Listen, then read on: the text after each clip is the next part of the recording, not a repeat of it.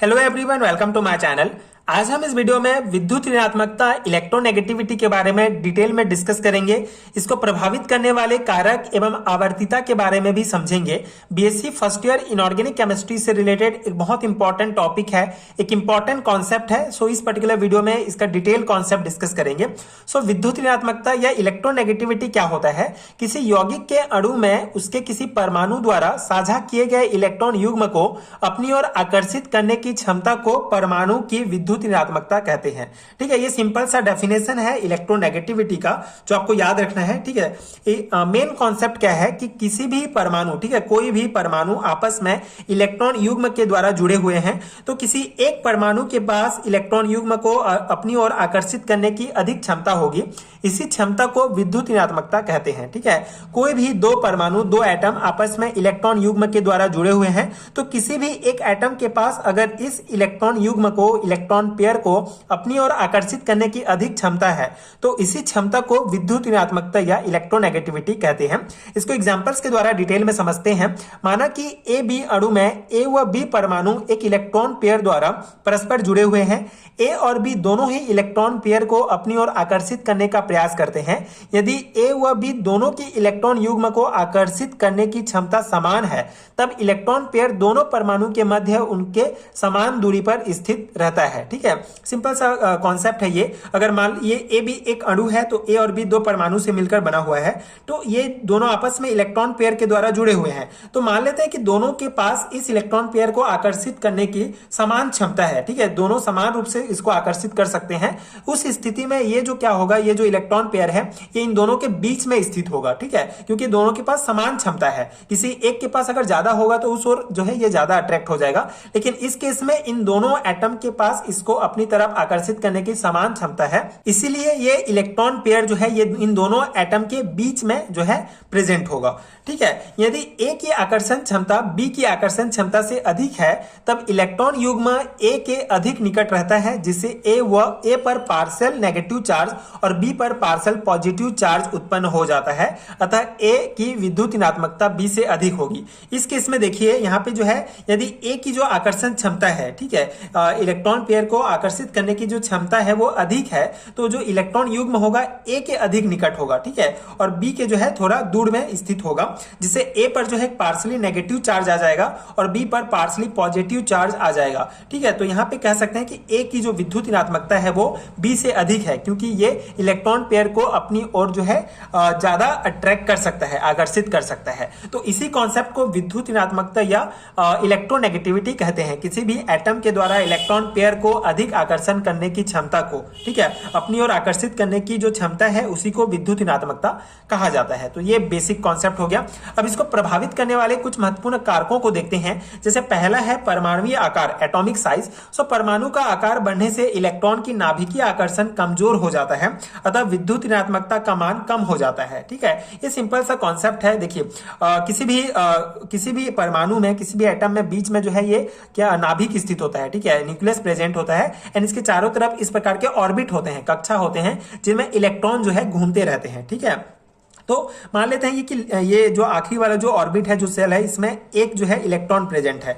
तो इस इलेक्ट्रॉन को, ये जो नाभिक और इलेक्ट्रॉन के बीच में एक प्रकार का अट्रैक्शन होता है। ठीक है, एक प्रकार का अट्रैक्शन होता है, जिससे ये इलेक्ट्रॉन जो है नाभिक की ओर जो है जुड़ा रहता है। ठीक है, इन दोनों के बीच एक प्रकार का आकर्षण पाया जाता है। तो जैसे जैसे अगर इसका आकार बढ़ते जाएगा, तो इनका जो आकर्षण है ये कमजोर होता जाता है। ठीक है, कमजोर होता जाएगा, जिससे विद्युत ऋणात्मकता का मान कम हो जाएगा, क्योंकि ये जो है इलेक्ट्रॉन को, इसकी जो इलेक्ट्रॉन को आकर्षण की जो क्षमता होगी वो कम हो जाएगी। ठीक है, अगर दूर होते जाएगा इसका, अगर इसकी जो ऑर्बिट है दूर होते जाएगा, मतलब परमाणु का आकार बढ़ते जाएगा, तो इलेक्ट्रॉन को जो आकर्षित करने की जो क्षमता है वो कम होते जाएगा, जिससे ये जो एटम है इसका विद्युत ऋणात्मकता का मान कम हो जाता है। ठीक है, यही एक इंपॉर्टेंट जो है प्रभावित करने वाला कारक है परमाणु आकार, एटॉमिक साइज। एटॉमिक साइज बढ़ते जाएगा तो नाभिक से इलेक्ट्रॉन की जो आकर्षण है वो कम होती जाएगी, जिससे विद्युत ऋणात्मकता का मान कम हो जाता है। ठीक है, ये हो गया। सेकेंड जो प्रभावित करने वाला कारक है वो है प्रभावी नाभिकीय आवेश, इफेक्टिव न्यूक्लियर चार्ज। सो परमाणु आकार निश्चित रहते हुए नाभिकीय आवेश बढ़ने से इलेक्ट्रॉन के प्रति आकर्षण अधिक होगा, अतः विद्युत ऋणात्मकता का मान बढ़ता है। ठीक है, अगर ये जो इसका जो आवेश है, ठीक है, जो न्यूक्लियस का आवेश है वो ज्यादा होगा तो वो ज्यादा जो है इलेक्ट्रॉन को अपनी ओर आकर्षित कर पाएगा। ठीक है, इन दोनों के बीच जो अट्रैक्शन है वो बढ़ा रहेगा, जिससे जो है विद्युत ऋणात्मकता का मान जो है बढ़ेगा। ठीक है, तो इस प्रकार से प्रभावी जो नाभिकीय आवेश है, इफेक्टिव न्यूक्लियर चार्ज के कारण विद्युत ऋणात्मकता का मान जो है बढ़ता है, क्योंकि वो इलेक्ट्रॉन को जो है अपनी तरफ आकर्षित करने की उनकी जो है अधिक क्षमता होती है। ठीक है, ऑक्सीकरण अवस्था, ऑक्सीडेशन स्टेट, तो ऑक्सीकरण अवस्था उच्च होने पर विद्युत ऋणात्मकता बढ़ती है। ठीक है, तो ये भी एक इंपॉर्टेंट जो है कारक है। अगर ऑक्सीडेशन स्टेट, ऑक्सीकरण अवस्था अधिक होगी, उच्च होगी, तो विद्युत ऋणात्मकता का मान जो है ये बढ़ता है। ठीक है, तो ये जो है 3 महत्वपूर्ण प्रभावित करने वाले कारक हैं इलेक्ट्रोनेगेटिविटी को। अब हम आवर्तिता डिस्कस करते हैं, पीरियोडिसिटी। सो आवर्तिता क्या होता है? आवर्त सारणी में किसी आवर्त में बाएं से दाएं चलने पर, ठीक है, बाएं से दाएं चलने पर, वह वर्ग ग्रुप में ऊपर से नीचे चलने पर तत्वों के गुणों में होने वाले परिवर्तन को आवर्तिता कहते हैं। ठीक है, आवर्तिता पीरियोडिसिटी किसे कहते हैं? आवर्त सारणी में किसी आवर्त में बाएं से दाएं चलने पर, वह वर्ग ग्रुप में ऊपर से नीचे चलने पर तत्वों के गुणों में होने वाले परिवर्तन को आवर्तिता कहते हैं। ठीक है, इनके गुण जो होंगे, प्रॉपर्टीज जो होंगे, वो चेंज होते रहते हैं, तो उसको ही आवर्तिता कहते हैं। इलेक्ट्रोनेगेटिविटी के केस में किसी आवर्त में बढ़ते परमाणु क्रम की दिशा में परमाणु आकार घटता है, जिससे नाभिक का आकर्षण बढ़ता है और विद्युत ऋणात्मकता बढ़ती है। द्वितीय आवर्त में लिथियम से फ्लोरीन की ओर जाने पर विद्युत ऋणात्मकता क्रमशः बढ़ती जाती है। ठीक है, तो आवर्त की अगर हम बात करें, अगर बाएं से दाएं की ओर जाते हैं तो परमाणु आकार घटता जाता है। ठीक है, परमाणु क्रम की दिशा में परमाणु आकार घटेगा, और अगर परमाणु आकार घटेगा तो इलेक्ट्रॉन और नाभिक के जो आकर्षण है वो बढ़ेगा। ठीक है, आकर्षण जो बढ़ेगा जिससे विद्युत ऋणात्मकता का मान भी बढ़ेगा। ठीक है, जैसे एग्जांपल में आप लिथियम से फ्लोरीन की अगर हम जाते हैं तो जो विद्युत ऋणात्मकता का मान जो है वो बढ़ता जाता है। जैसे यहाँ आप देख सकते हैं द्वितीय आवर्त के तत्व lithium, beryllium, boron, carbon, nitrogen, oxygen, fluorine की अगर हम इस प्रकार से बाएं से दाएं की ओर जाते हैं तो आप देख सकते हैं इसका इलेक्ट्रोनेगेटिविटी का जो मान है वो बढ़ता जा रहा है। लिथियम का 1 है, ठीक है, बेरिलियम का 1.5 है, बोरॉन का 2 है, कार्बन का 2.5, नाइट्रोजन का 3, ऑक्सीजन का 3.5 एंड फ्लोरीन का 4 है। ठीक है, तो इस प्रकार ये बढ़ते जा रहा है। किसी वर्ग में नीचे की ओर जाने पर परमाणु आकार में वृद्धि होती है, जिससे इलेक्ट्रॉन के लिए नाभिकीय आकर्षण कम होने से विद्युत ऋणात्मकता क्रमशः घटती जाती है। क्षार धातु परिवार में लिथियम से फ्रांसियम की ओर जाने पर विद्युत ऋणात्मकता क्रमशः कम होती है। लिथियम की विद्युत ऋणात्मकता के से अधिक होती है। तो वही सेम कॉन्सेप्ट है, अगर हम वर्ग में ऊपर से नीचे की ओर जाते हैं तो नाभिक और इलेक्ट्रॉन के बीच जो है दूरी बढ़ती जाती है, जिससे इनके बीच आकर्षण कम होते जाता है, और आकर्षण कम होगा तो उसका विद्युत ऋणात्मकता क्रमशः घटती जाती है। जैसे यहाँ पे प्रथम वर्ग की अगर हम बात करें, hydrogen, lithium, sodium, potassium, rubidium, caesium, francium, तो यहाँ पे आप देख सकते हैं इसका जो मान है वो क्रमशः कम होते जा रहा है।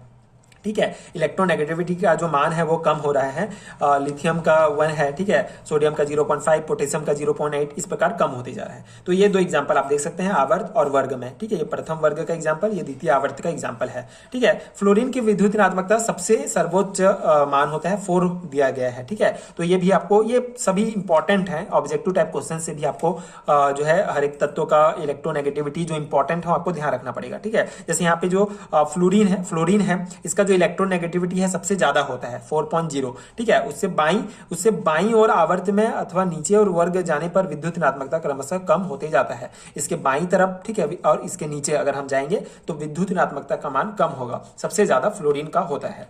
ठीक है, तो ये है आवर्तिता, पीरियोडिसिटी, इलेक्ट्रोनेगेटिविटी का। ठीक है, कि आवर्त और वर्ग में किस प्रकार से इसमें चेंजेस होते हैं। तो ये है बेसिक कॉन्सेप्ट, आई होप आपको समझ में आ गया होगा, एंड ये नोट्स आपके एग्जाम प्रिपरेशंस के लिए हेल्पफुल रहा होगा। अगर आपको बीएससी एंड एमएससी लेवल के हैंडरिटन नोट्स चाहिए तो नीचे आपको description box and pin comment में लिंक मिलेगा, वहां से आप चेक कर सकते हैं। इसके अलावा स्क्रीन पर दिख रहे नंबर पर आप मुझे डायरेक्ट व्हाट्सएप में कॉन्टैक्ट भी कर सकते हैं, वहां आपको बीएससी एंड एमएससी लेवल के हैंडरिटन नोट्स मिल जाएंगे, यूनिट वाइज, सब्जेक्ट वाइज, जो डेफिनेटली आपके एग्जाम प्रिपरेशंस के लिए बहुत हेल्पफुल होगा। अगर आप इंग्लिश मीडियम के स्टूडेंट्स हैं तो बीएससी के इंग्लिश मीडियम के नोट्स भी अवेलेबल हैं, एमएससी के नोट्स अवेलेबल हैं, बीएससी हिंदी मीडियम के नोट्स अवेलेबल हैं।